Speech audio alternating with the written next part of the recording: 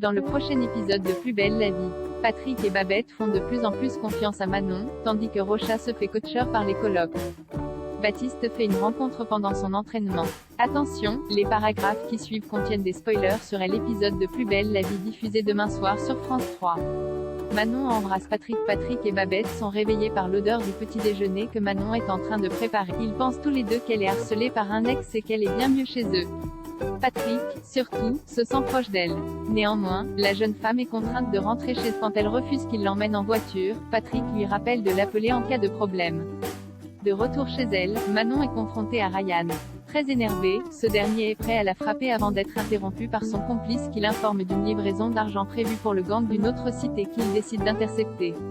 De leur côté, Eric et l'un de ses collègues reçoivent un signalement. Ils désobéissent aux ordres de la préfecture d'attendre des CRS et se rendent sur place en espérant tomber sur celui qui a tiré sur Kevin. Mais ils arrivent trop tard. Patrick est tenu au courant de la situation lorsqu'Eric l'appelle. Manon entend sa conversation jusqu'à ce qu'il raccroche. Patrick lui confie alors un double des clés de son appartement, puis propose de changer son pansement. Chose faite, Manon admet être particulièrement touchée par la façon dont il prend soin d'elle et l'embrasse. Baptiste fait la rencontre de Justine. Gabriel réveille Baptiste aux aurores pour commencer son entraînement physique pendant que Lola garde Mathis. Coaché par son père, Baptiste éprouve néanmoins quelques difficultés. Lorsque Gabriel est sollicité à l'hôpital, Baptiste doit continuer l'entraînement tout seul. À la salle de sport, il rencontre Justine, qui passe la présélection pour le SDIS. Quand elle se moque de ses faibles performances, Baptiste accepte de s'entraîner avec elle sur le parcours Luc Léger, une épreuve d'endurance cardio-respiratoire du concours de sapeurs-pompiers. À nouveau, Justice le bat et en profite pour le charrier. De retour chez lui, Baptiste tente de joindre Emma en vain. Il lui laisse un message dans lequel il avoue que leur éloignement lui pèse.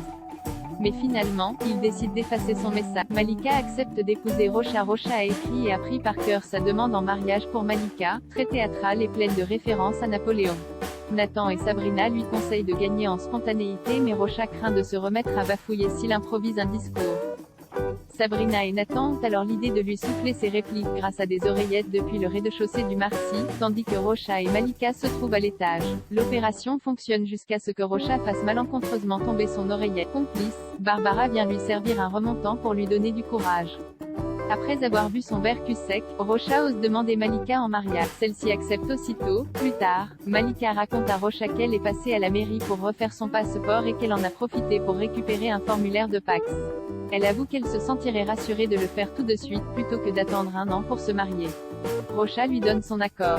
Ravi, Malika ajoute qu'ils pourront se paxer dès lundi, le jour de la Saint-Valentin.